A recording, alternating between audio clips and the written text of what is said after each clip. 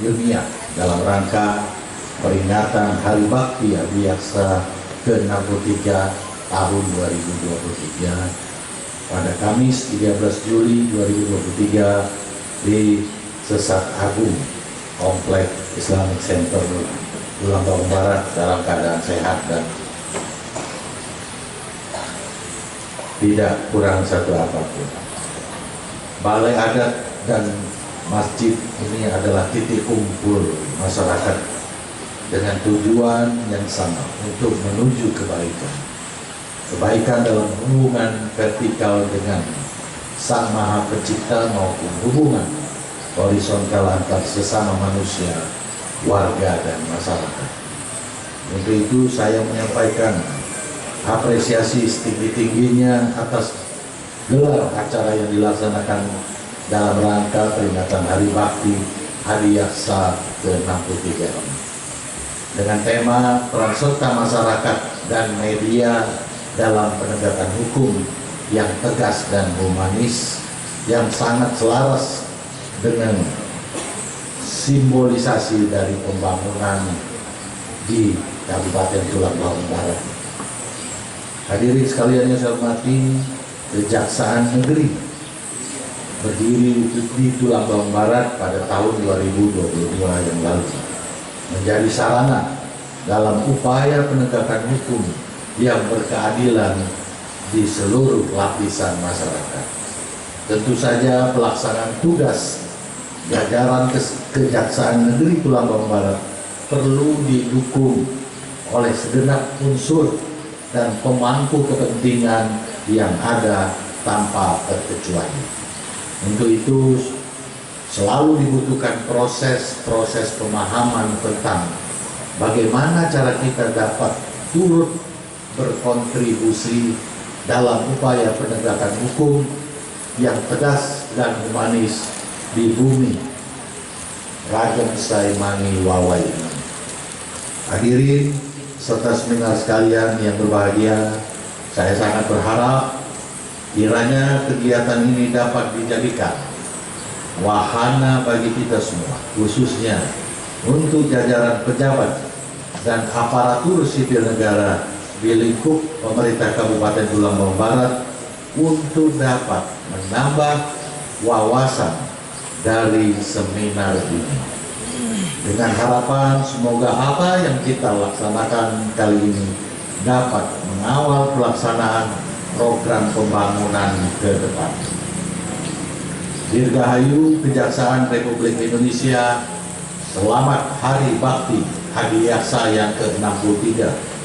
Semoga Allah Subhanahu wa Ta'ala senantiasa menyertai langkah kita dalam upaya memajukan Kabupaten Tulang Bawang Barat tercinta ini. Terima kasih atas perhatiannya. Wassalamualaikum. Kejaksaan di Indonesia, Kejaksaan Republik Indonesia dibentuk berdasarkan Undang-Undang Nomor 16 Tahun 2004 tentang Kejaksaan Republik Indonesia sebagaimana telah diubah dengan Undang-Undang Nomor 11 Tahun 2021 bahwa Kejaksaan Republik Indonesia termasuk salah satu badan yang berfungsinya berkaitan dengan kekuasaan kehakiman menurut Undang-Undang Dasar Negara Republik Indonesia tahun 1945, termasuk di dalamnya pelaksanaan penuntutan, penegakan hak asasi manusia, perlindungan kepentingan umum, serta pemberantasan korupsi, kolusi, dan nepotisme. Lembaga kejaksaan secara berjenjang dari Kejaksaan Agung, Kejaksaan Tinggi hingga Kejaksaan Negeri merupakan satu kesatuan yang utuh dan tidak terpisahkan dalam melaksanakan kekuasaan negara, terutama di bidang penuntutan serta kewenangan lain berdasarkan tugas dan fungsinya harus bebas dari pengaruh kekuasaan pihak manapun. Ada adagium yang terkenal di kejaksaan ini adalah bahasa Belandanya en ondelbar. Jaksa adalah satu dan tidak terpisah-pisahkan. Hadirin yang saya hormati, bertepatan dengan Hari Bakti Adiaksa yang ke-63 yang pada tahun ini mengangkat tema penegakan hukum yang tegas dan humanis mengawal pembangunan nasional yang dilaksanakan secara sederhana, mandiri, dan hikmat dengan memadukan antara kegiatan sosial, kegiatan olahraga, dan kegiatan ilmiah yang mendukung tema peringatan Hari Bakti Adiaksa tahun 2023. Salah satunya ini adalah kegiatan yang bersifat ilmiah. Untuk itu, Kejaksaan Negeri Tulang Bawang Barat menginisiasi pelaksanaan seminar ilmiah yang mengambil tema sejalan dengan tema nasional ini dengan tujuan untuk membangun jiwa adiaksa yang humanis, namun tetap tegas dalam mengambil keputusan, serta membentuk kejaksaan yang tetap mendukung dan mengawal tiap keputusan pemerintah guna terciptanya pembangunan nasional yang merata di seluruh Indonesia. Dengan harapan seminar ilmiah ini dapat menjadi literasi kita bersama, khususnya dalam pelibatan peran serta masyarakat dan juga rekan-rekan media dalam menegakkan supremasi hukum di Kabupaten Tulang Bawang Barat tercinta ini. Sehingga ke depan dapat terbangun kesepahaman mengenai proses-proses penegakan hukum, termasuk di dalamnya persoalan-persoalan mengenai pelaksanaan kewenangan seperti penyidikan, penyelidikan, dan sejenisnya, agar tidak menabrak norma-norma dan kode etik profesi yang dapat berpotensi menimbulkan masalah hukum. Hadirin sekalian yang berbahagia, Kejaksaan Negeri Tulang Bawang Barat menyampaikan rasa hormat dan ucapan terima kasih kepada semua pihak, baik instansi sipil dan militer, serta segenap lapisan masyarakat atas partisipasi, perhatian, dan kerjasama serta dukungan yang begitu besar terhadap eksistensi kejaksaan selama ini, dan segenap insan adiaksa yang telah bekerja keras menorehkan prestasi dan memberikan citra yang positif dan berhasil mengharumkan nama baik lembaga yang kita cintai. Demikian beberapa hal yang dapat saya sampaikan pada kesempatan yang sangat baik ini. Maka dengan mengucapkan Bismillahirrahmanirrahim, secara resmi saya buka seminar peran serta masyarakat dan media dalam penegakan hukum yang tegas dan humanis. Semoga Tuhan Yang Maha Kuasa memberikan kelimpahan berkah dan dalam kegiatan ini. Terima kasih atas perhatian dan kehadirannya. Wabillahi taufiq wal hidayah. Wassalamualaikum warahmatullahi wabarakatuh.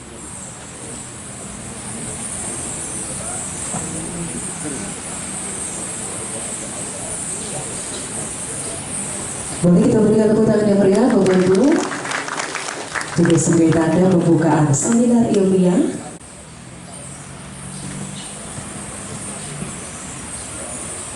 Sebelum saya menjadi jaksa, perlu diketahui bahwa setelah saya lulus kuliah di 2009, saya sempat berkecimpung dan menimba pengalaman di salah satu media terbesar di Lampung, namanya SKH Radar Lampung.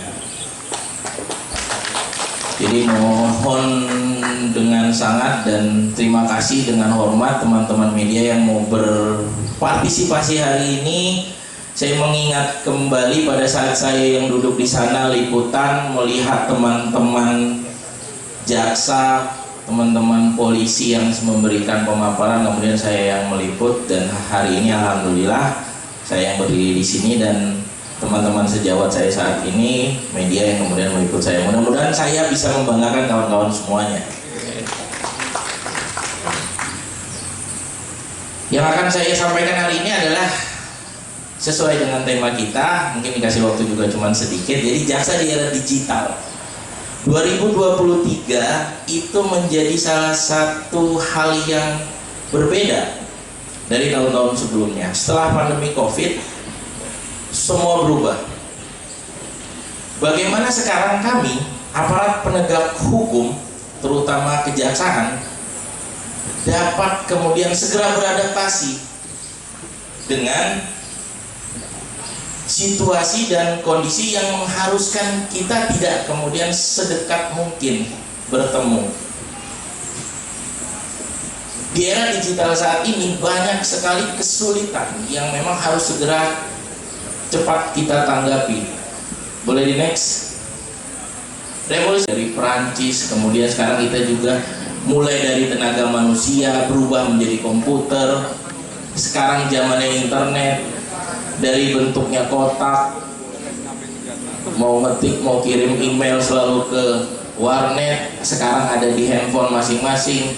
Termasuk saya juga pernah merasakan Kalau ngetik berita harus ke kantor, sampai saya ngetik berita cuma dari handphone. Itu semua kita rasakan.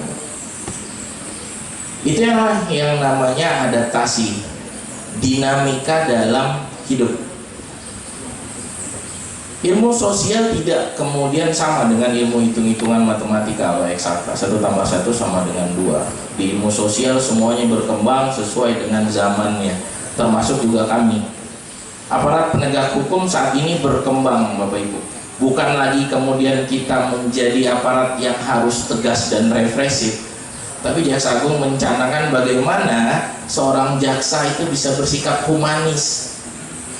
Sedikit akan kita jelaskan sebelum nanti narasumber yang lain membedah lebih dalam, tapi saya akan memperkenalkan bagaimana jaksa yang humanis itu. Kenapa kemudian saat ini jaksa harus humanis?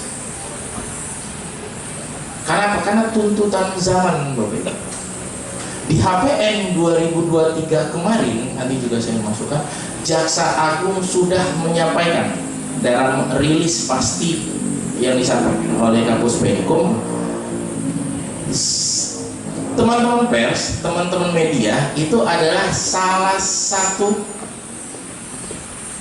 lembaga atau salah satu instrumen yang kemudian dapat membuat citra penegak hukum itu jadi baik atau buruk. Itulah makanya sekarang kita bersama-sama bagaimana kemudian APH itu dapat dikatakan baik atau buruk kalau dari APH-nya itu sendiri tidak kemudian memperbaiki diri dari dalam. Next. Digitalisasi hukum itu sudah menjadi sesuatu hal yang pasti. Bagaimana kita selalu memberikan jasa hukum, kemudian big data kita juga sudah banyak. Di Kejaksaan saat ini semuanya hampir pasti semua terkoneksi ke Kejaksaan Agung. Namun memang untuk di Kejaksaan Negeri Lampung Barat masih dalam proses karena kita belum memiliki kantor baru. Insya Allah nanti kalau kita sudah punya kantor yang definitif, baru kita segera bisa dipasang satelit dan big data itu bisa segera dimaksimalkan. Saat ini semua masih manual. Dengan kecanggihan teknologi, apakah kemudian kita jaksa harus berubah menjadi robot hukum? Perintah undang-undang harus dilaksanakan sesuai dengan mekanisme si robot tadi? Tidak, Bapak Ibu. Next. Ini perkembangan sedang, semuanya juga kita merasakan. Next. Saat ini tantangan penegak hukum itu bukan cuman dari luar, tapi juga dari dalam. Dalam tindak pidana saja, ada banyak jenis tindak pidana yang saat ini baru muncul. Kalau dulu kita tidak tahu, Bapak Ibu, tahunya judi itu cuman yang ketangkep pada saat lagi main, sabung ayam, judi kartu, pasang toger. Tapi ternyata Bapak Ibu semua mencermati dan mengikuti, ada kemudian orang yang melakukan judi tapi tidak secara langsung, tidak bertemu. Terus bagaimana aparat penegak hukum membuktikan kalau mereka sudah bermain judi? Muncul baru lagi. Kalau penjabarannya nanti sama kawan-kawan, ini yang disebut kriminalisasi tadi. Dari yang bukan tindak pidana, kemudian jadi tindak pidana. Bukan orang yang katanya dikriminalisasi, bukan seperti itu. Tapi kriminalisasi adalah sesuatu yang tadinya bukan pidana, bukan sesuatu yang dapat dipenjara, kemudian jadi sesuatu yang dapat dipenjara, jadi sesuatu yang dapat dipidana. Itu yang namanya kriminalisasi secara tata bahasa. Biar kita sama-sama paham. Termasuk juga hukum acara juga berubah, Bapak Ibu. Bagaimana sekarang perluasan alat bukti itu sudah mulai digunakan baik oleh teman-teman Polri yang ada di awal tempat kejadian perkara dengan kita yang kemudian akan membawa itu ke persidangan. Bagaimana kita kadang-kadang memberikan petunjuk, minta CCTV, minta bukti elektronik lainnya. Seperti apa? Seperti chat, rekaman telepon. Kalau untuk perkara yang lebih besar, kita minta data transaksi. Itu semua dimana dituangkan, dijabarkan dalam undang-undang ITE, yang kemudian penginjauantahannya diambil oleh berbagai undang-undang lex spesialis lainnya. Lanjut.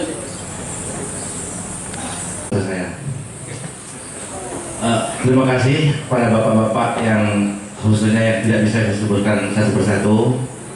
Pertanyaan saya simpel. Tadi saya simak bahwa media bisa melaporkan. Terus kami dari lembaga sosial kontrol masyarakat emang pelaporan. Nah, pertanyaan saya di situ, kenapa kalau dia media hak dia hanya pemberitaan? Pertanyaan saya itu saja. Sekian, terima kasih. Pak PJ Bupati, Pak Kajari, Pak Kapolres, Pak Ketua DPR, dan seluruh yang kami hormati dan kami banggakan, seluruh jajaran narasumber yang ada di depan. Para suhu senior, izin karena sesuai dengan tema kita ini seminar ilmiah, sebetulnya kita ingin supaya ada wawasan yang terbuka. Saya tertarik ketika Pak Budi tadi banyak bicara, bahkan Pak Budi adalah satu-satunya orang auditor di Unila. Jadi kami kadang-kadang berpikir, saya Dedi Priyono, Ketua PWI Tulangbong Barat. Sebelum Ketua PWI, saya memang hobi yang namanya investigasi di lapangan, Pak. Saya mungkin lebih fokus ke Pak Budi ya, karena mungkin itu yang mungkin ada benang merahnya yang bisa ditarik. Kalau bicara audit, Pak, izin Pak Budi, tentunya kami punya peran serta untuk menyuarakan penegakan hukum. Ini khususnya buat teman-teman di kejaksaan. Kadang-kadang teman-teman yang menyuarakan sebuah penegakan hukum itu mater dia. Terpaternya itu bingung juga. Tapi ketika kita coba masuk ke ranah dunia pers, ternyata yang tadinya kepater itu justru lebih lancar. Kenapa? Itu tadi, perkembangan dunia pers ini sangatlah cepat sekali. Nah, oleh karena itu peran serta masyarakat dan media, wabil khususnya kami dari teman-teman media, kami ini hanya berfokus terhadap apa yang kami dengar, apa yang kami lihat. Kadang-kadang kami juga diajak mohon maaf ini, APH. Kadang-kadang kami diajak untuk jadi penyelidik juga. Ini kadang-kadang kami bingung.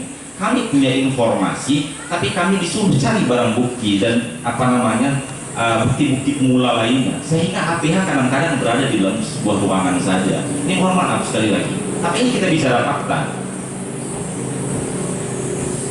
Tadi saya tertarik ketika Pak Budi berbicara, ya inilah antara urusan pemerintah, urusan teman-teman pers, gara-gara satu kadang-kadang semua dibawa, gara-gara dua orang kadang-kadang ratusan yang dibawa. Begitu juga dengan teman-teman di ASN. Nah, oleh karena itu kami minta pencerahan yang benar-benar bisa memberikan wawasan yang luas bagi dunia pemerintahan dan dunia pers. Walaupun kami juga teman-teman ya khususnya di PWI ya, itu dari total 56 sudah 43 yang sudah uji kompetensi, Pak. Jadi kadang-kadang tatanannya sudah berubah. Ada ada gaya atau ada perilaku yang memang berubah ketika kita sudah diberikan gelar kompetensi. Nah, oleh karena itu sekali lagi Pak Budi, kalau kita bicara masalah audit, kami kadang-kadang jujur aja dunia pers ini kadang-kadang cengang, Pak.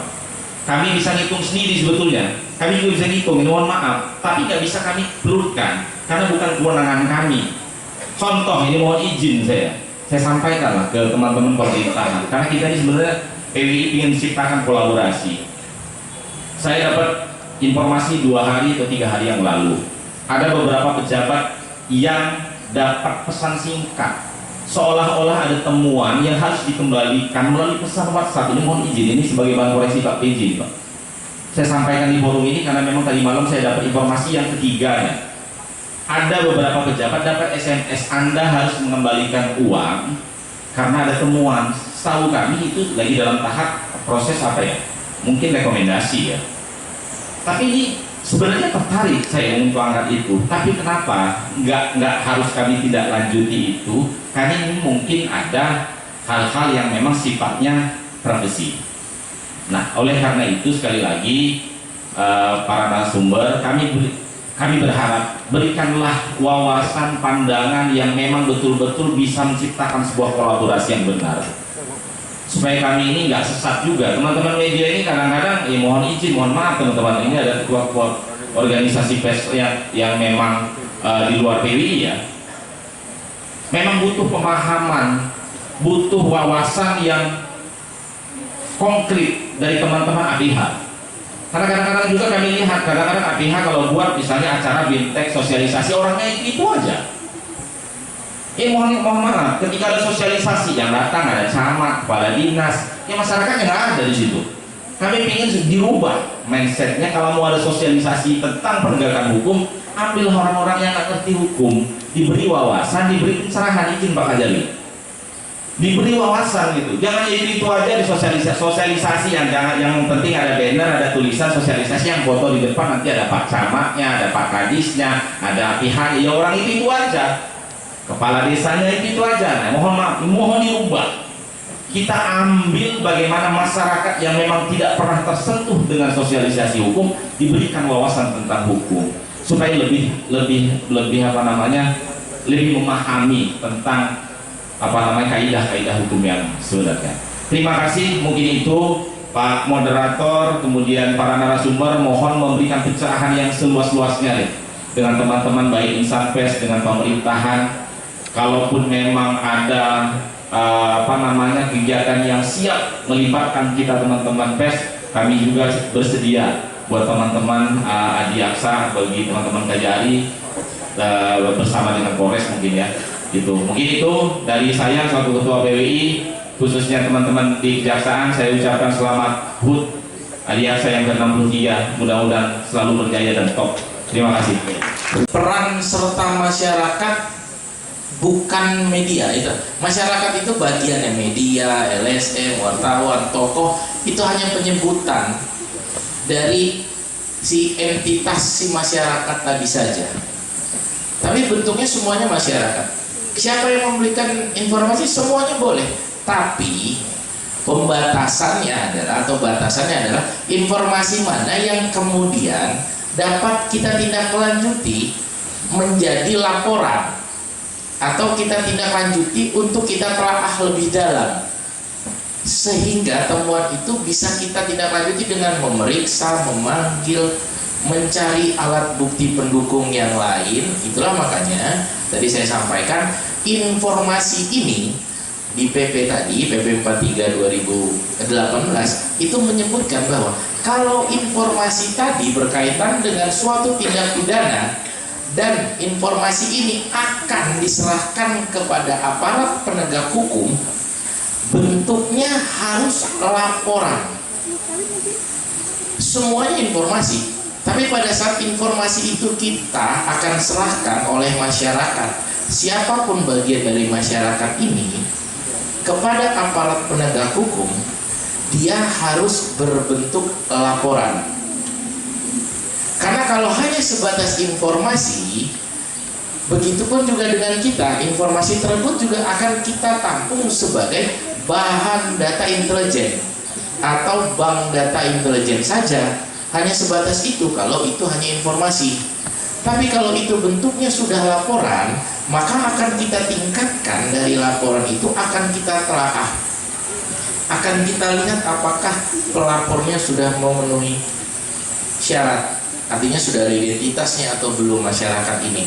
Kemudian apa yang dilaporkan, kayak tadi disampaikan sama Kasih Datun, syabidibamnya apa? Kalau teman-teman wartawan kita sebutnya 5W1H-nya bagaimana? Dari apa? Dari informasi yang tadi disampaikan. Sudah ada belum 5W1H-nya? Siapa kira-kira dari informasi ini yang kemudian akan dilaporkan? Kemudian pendukung laporannya siapa, saksi-saksinya? Kalau bahasa di medianya, informasi yang kita dapat ini sudah kita verifikasi belum sih? Atau ini hanya pepesan kosong? Cover botsnya bagaimana gitu, sudah berimbang belum, itu baru sebatas informasi. Tapi kalau mau disampaikan ke kita PH, bentuknya harus laporan. Karena kalau sudah cuma informasi, tidak dapat kita tindak lanjuti lebih jauh. Kalaupun akan ditindaklanjuti lebih jauh, itu berdasarkan keputusan pimpinan dari informasi intelijen. Artinya informasi ini tadi bisa ditindaklanjuti, tapi harus dilakukan dulu penelaahan lebih jauh, dilakukan lagi pencarian informasi kembali untuk melengkapi informasi yang pertama kali disampaikan. Jadi Pak Wahidin bukan kemudian hanya media saja yang boleh memberikan informasi, tidak, tapi seluruhnya boleh memberikan informasi kepada kita. Cuman kalau mau disampaikan untuk ditindaklanjuti lebih jauh, bentuknya harus laporan. Sehingga apa? Sehingga kita sama-sama punya tanggung jawab. Pelapor punya tanggung jawab atas laporannya. Kita APH punya tanggung jawab untuk memastikan apakah laporan itu dapat kita tindaklanjuti atau tidak. Jadi kita sama-sama bertanggung jawab atas apa yang kita sampaikan. Jangan sampai kayak balik lagi ke zaman Orde Baru, misalnya atau beberapa tahun sebelum reformasi, banyak yang namanya laporan kaleng. Ada laporan, nggak ada yang lapor, tapi kan, nah jangan sampai seperti itu gitu. Itulah makanya PP ini meminta kita semua tetap melaksanakan hak kita, tapi dengan rasa tanggung jawab yang lebih. Mungkin itu Pak Wahidin. Terima kasih. Ada tambahan? Silakan. Ya, karena dia investigasi, pasti dia punya pakem-pakem atau cara-cara melakukan investigasi dan melakukan bagaimana setelah data-data itu terkumpul dan bagaimana menuangkan itu dalam suatu narasi di media. Salah satu koran yang benar-benar media yang menurut saya hari ini itu benar-benar melakukan investigasi adalah koran Tempo. Ya, walaupun koran Tempo juga pernah tersandung pemberitaan dan masuk pengadilan dan dihukum, gitu ya. Nah, itu sudah melakukan melalui kehati-hatian itu, dia sudah tadi yang disampaikan open board side. Ya. Nah, kadang-kadang memang yang temuan di lapangan ya, kadang-kadang saya ini, karena kalau ditanya wartawan saya tulis. Karena di pakai WA ditulis sama saya supaya jangan slip omongan gitu kan. Ketika dia pendapat saya itu dikutip dan ternyata itu berbeda, saya langsung ininya. Nah, bahkan yang saya temukan tadi, saya pernah terjadi seperti rumah saya. Ya. Saya sepakat bahwasanya media adalah salah satu pilar penegakan hukum, ya, yang merupakan bagian daripada masyarakat yang disampaikan. Nah, tetapi ketika dia menjadi investigasi, sama seperti saya juga melakukan investigasi, data-data itu dikumpulkan, teknik bagaimana melakukan investigasi, wartawan juga pasti belajar bagaimana melakukan wawancara, bagaimana mengumpulkan data di lapangan, sehingga dituangkan dalam suatu tulisan, itu narasi, sehingga bisa mencerdaskan masyarakat. Bukan seperti maaf itu, yang saya temukan kadang-kadang dia mencaplok pemberitaan media lain, caplok dan itu ada keluhan dari ini kan berita media saya dicaplok tanpa izin.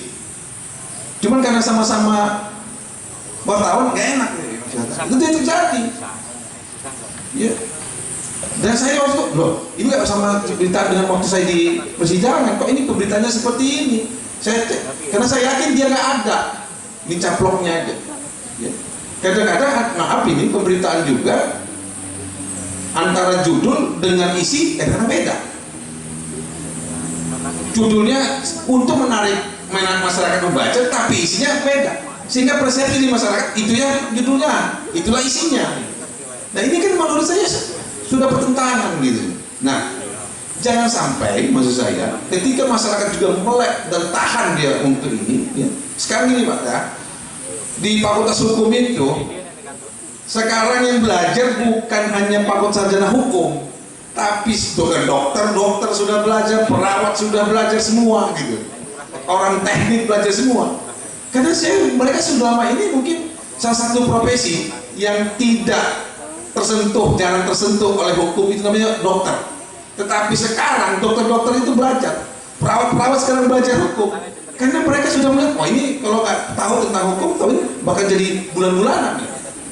Nah, ke depan menurut saya jangan sampai pers, kawan-kawan pers, kawan-kawan LSM segala macam, maksudnya untuk memberitakan hukum, melakukan menginformasikan masyarakat yang benar, tetapi tidak sesuai dengan pakem atau aturan-aturan yang sudah disebutkan oleh pers itu sendiri, itu bukannya menjadi membantu penegakan hukum, justru jadi bumerang nantinya. Nah ini yang kita takutkan, Pak. Ketika jadi bumerang seakan-akan ini aparat penegak hukum mau tidak melakukan tidak pro terhadap media, terhadap ini. Nah ini yang menurut saya perlu diluruskan, ya. Jangan sampai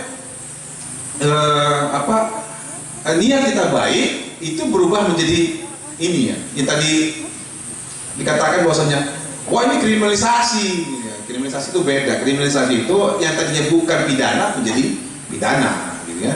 Kalau kriminalisasi dalam arti seseorang itu dihukum karena ada sesuatu, ya bukan kriminalisasi gitu. Nanti sesuatu yang tadinya tidak normatif secara pidana, secara hukum, ya maka berubah menjadi pidana. Jadi bagaimana kolaboratifnya? Ya pers berperan menyajikan informasi yang baik dan benar. Ya, pers itu salah satu media, karena pilar reformasi, salah satu pilar reformasi adalah pers. Ya, tetapi tanda kutip sekarang pers belum bisa memberitakan hal-hal yang belum memberitakan hal yang sebenarnya. Ya. Kalau zaman Soeharto kita masih mendapatkan pemberitaan-pemberitaan yang benar-benar India, gitu ya. Saya dan juga kalau sekarang ini susah sekali kita kejadian-kejadian di luar kita mendapat informasi yang ini, gitu. Ya. Nah, garda pilar reformasi itu adalah pers. Kalau pers tidak bisa memberitakan yang baik dan benar yang seperti nah, bagaimana masyarakat bisa cerdas gitu? Bagaimana masyarakat bisa mengetahui informasi yang baik? Jangan media itu memberikan informasi yang tidak benar, ya, sehingga masyarakat juga ini ya, terutama tadi ya saya agak kritik, maaf ini kritik ya Pak, bukan ini, artinya jangan sampai saya paham judul itu, ketika judulnya itu tertarik maka akan dibaca ya oleh masyarakat, tetapi kadang-kadang judulnya beda, isinya beda, judulnya sudah bombastis, sudah menggegerkan seluruh dunia ini, tapi isinya nggak ada apa-apa. Nah ini menurut saya kawan-kawan pers harus ini ya, introspeksi lah, artinya kalau media segala macam itu, karena salah satu pilar yang ininya ya, nanti yang nunjuk lewat ini moderat ada yang interupsi ya, saya senang karena saya sering memancing-mancing untuk begitu nggak ini, nanti nggak ada pertanyaan ya. Ini ada interupsi Pak moderator, nanti dulu, nanti pertanyaan berikut. Dari media B1 Lampung tergabung di organisasi PWI Kabupaten Gelonggong Barat. Bapak-bapak yang saya hormati, kita seminar hari ini seminar ilmiah. Ya, temanya peran serta masyarakat dan media dalam penegakan hukum yang tegas dan humanis. Saya perhatikan dari tadi seharusnya kita ini bagaimana mengangkat peran serta masyarakat dan media ini untuk bersama-sama berkolaborasi dengan penegakan hukum supaya penegakan hukum itu berkeadilan, bukan memberadal media. Dari tadi saya berarti media seolah-olah dalam posisi yang salah. Nanti Bapak yang dari Fakultas Hukum itu kapan-kapan kita tunggu Bapak mengasih pencerahan jurnalis kepada kami di tempat Bapak atau di sini, supaya kami ini lebih cerdas seperti yang Bapak inginkan itu, berita-berita yang greget gitu kan. Karena ya kami di daerah Pak, kami tidak seperti Bapak gelar dokter segala macam, karena kami rasa semua kerjaan yang dilakukan dengan benar, dengan sendirinya dia akan menemukan kebenaran. Seperti contoh Pak di sini dulu, zaman dulu tukang sunat di kampung saya itu nggak pernah sekolah kesehatan, dia sunat bisa sembuh, namanya Pak Kawi dulu. Artinya gini, kita harus bagaimana kita mau membuat berita yang benar membuat satu kasus hukum yang benar, kemudian kita mencari informasi dari kawan-kawan penegak hukum, begitu sulitnya. Kapan kawan-kawan dari kejaksaan bersama kita dengan media ini berkumpul membahas suatu persoalan? Kami kesulitan mencari info itu. Bagaimana kata Bapak tadi mau berimbang? Dalam berita itu Pak ada headline, ada berita mingguan, ada berita harian, ada berita bulanan. Kalau yang Bapak sebut Tempo itu tuh bacaan saya dari tahun 92 ketika saya di Jakarta itu mingguan, bulanan, majalah. Dia tidak. Kalau sekarang ini bagaimana berita hari ini 2 menit kemudian itu akan tayang di media sosial. Kita nggak ada waktu untuk itu. Nanti kalau memang tidak sesuai ada hak jawabnya di situ. Itu bukan berarti tidak adil, gitu loh. Nah, kalau masalah kompetensi, uji kompetensi itu biasa, itu tanggung jawab. Kami juga bagaimana dulu mencari berita, mencegat narasumber, itu sudah dipelajari Pak. Tinggal Bapak nanti ajarin kami lebih mendalam secara investigasi, membuat berita yang benar ke Fakultas Hukum Bapak itu supaya kami juga pintar seperti Bapak. Nah itu. Jadi kami di sini kan masih bodoh-bodoh. Jadi kami harap kawan-kawan dari kejaksaan, polisian dan semuanya, kalau kami mencari informasi, kami WA, kami ingin ketemu, jangan dibatasi aksesnya. Itu namanya kita sama-sama menegakkan hukum yang benar. Nanti kami kalau beritahu kami belum dapat info masih dijasarkan, jangan juga dalam sebuah tulisan. Nah, jadi seminar ini memang betul-betul bagus dan temanya memang bagus. Seharusnya kita bagaimana mengangkat peran serta masyarakat dan media sama-sama berkolaborasi. Kita kasih akses, bukan menghukum peran media. Ini sudah salah jalurnya, sudah menyimpang dari peran itu. Kalau kita mau media, seharusnya narasumbernya juga ada dari Dewan Pers di sini. Gitu. Jadi yang kita angkat Pak, seharusnya peran serta kami ini loh, bersama penegak hukum ini bagaimana hukum ini bisa tegak seadil-adilnya.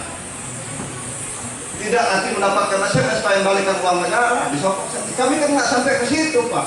Kami membuat berita itu yang kami lihat, kami tidak mengarang. Kami tidak bisa seperti LSM Pak, investigasi. Kami bukan jaksa, bukan penyidik. Yang menentukan kesalahan atau tidak itu pengadilan. Kami hanya kita Bapak ini republik ini mau putra menjenguk pasal media masa pada ini. Bapak lakukan ini hak jawab kan begitu. Kami tidak bisa menuduh Bapak ini dia menyembunyikan korupsinya dengan ini, tidak bisa. Kami melakukan investigasi itu yang di atas permukaan, tidak ke dalam. Kalau ke dalam itu kan hukum. Itu saja Pak ya. Artinya kita kembalikan seminar ini dengan tema yang benar, tema yang sudah ada di situ. Jangan kita malah memberedel satu kerjaan yang lain. Gitu. Ya. Terima kasih Pak. Saya beberapa kali melihat ada yang disomasi, ada yang ini gitu. Saya jangan sampai kawan-kawan media ini gara-gara pemberitaan gitu, itu nanti yang bersentuhan dengan hukum, penegakan hukum. Terutama tadi sudah disampaikan bahwa saya sudah menyampaikan, dan juga jangan sampai kita itu sebagai pengadilan oleh pers dan media. Ya, jadi bukan memojokkan, bukan. Artinya bukan mau cuman kan menurut saya jangan sampai ini kan penegakan hukum yang humanis. Ya. Dan itu harus dibantu oleh media, ya. Karena media kan saya bilang pilar. Dia semacam pilar daripada penegakan hukum. Ya, tadi sampaikan bahwasanya juga kalau kadang-kadang memang kita akui mungkin kalau enggak dimediakan no viral no justice kadang-kadang gitu. Kan gitu. Kadang-kadang perlu juga gitu. Tetapi menurut saya harus pakai bahasa yang ataupun memakai kalimat yang benar-benar sehingga niat baik para media ini itu bisa tersampaikan. Jangan sampai yang saya bilang tadi katakan bahwasanya sebelum pengadilan mengadili, dia sudah diadili dulu oleh media, oleh masyarakat. Ini yang kesian, dampaknya bukan hanya kepada pribadi, tetapi kepada keluarga, anak dan sebagainya. Itu menurut saya. Bagaimana kalau terjadi dengan keluarga kita? kan gitu. Jadi mohon maaf kalau memang ada kata saya atau diksi saya yang menyentuh media, itu bukan berarti saya ini. Karena saya sekarang ini juga itu karena media gitu. Kalau nggak dipublikasikan, orang nggak kenal saya gitu. Ya. Dan saya sering menulis di media gitu. Ya. Bahkan saya sering membantu kawan-kawan media itu kalau misalnya diminta untuk ketika dari narasumber, terus nanti ada media menyuruhkan uji kompetensi. Ya, kalau saya ajarkan ini bagaimana menulis yang baik ini. Kalau saya kan menulis yang baik itu sebatas bagaimana orang menulis skripsi, tesis, disertasi. Kalau media itu beda, dia punya sendiri. Ya, punya ketentuan sendiri. Apakah ini informasi apakah ini produk pers atau tidak gitu. Nah, yang kita takutkan, inti saya takutkan bukan apa-apa, Pak. Jangan sampai para media ini yang merupakan pilar daripada penegakan hukum justru nanti terlibat dalam kasus hukum juga gitu. Nah, saya siap berdiskusi, siap ininya. Bahkan saya pernah juga minta mendampingi para media untuk diskusi untuk jika mereka jadi tanda kutip mau dilaporkan. Ini saya sambut baik penegakan hukum yang ini melibatkan media dan masyarakat, karena pilar tadi salah satu selain undang-undang, selain struktur kelembagaan adalah budaya ini adalah masyarakat. Bagaimana masyarakat melihat hukum, ya? Karena saya katakan pengadilan oleh masyarakat itu lebih kejam daripada pengadilan di dalam penjara atau di dalam ruang pengadilan. Karena ketika memang pengadilan yang memutuskan bukti-bukti dia nggak ada memang lepas, karena sudah terbentuk oleh masyarakat dia bersalah, dia akan tetap bersalah. Itu yang saya hindarkan seperti itu. Karena ini humanis. Artinya apa? Meninggikan derajat manusia. Kan hak-haknya harus dikembalikan, dipulihkan. Tapi ketika pengadilan memutus, masyarakat sudah terbentuk oleh opini segala macam, akhirnya dan ini dilepas bisa bebas, sehingga orang berpikir tanda kutip pengadilannya nggak benar, jaksanya nggak benar, polisinya nggak benar, ini kan nggak benar. Padahal kan saya bilang di pengadilan itu bukti-bukti.